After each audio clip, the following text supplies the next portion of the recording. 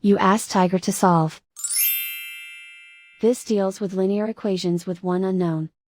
The final result is x equals 14. Let's solve it step by step. Group all constants on the right side of the equation. Add 45 to both sides.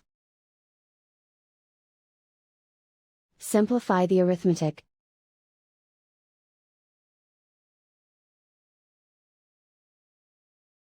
Isolate the x. Divide both sides by 5. Simplify the fraction. Find the greatest common factor of the numerator and denominator. Factor out and cancel the greatest common factor.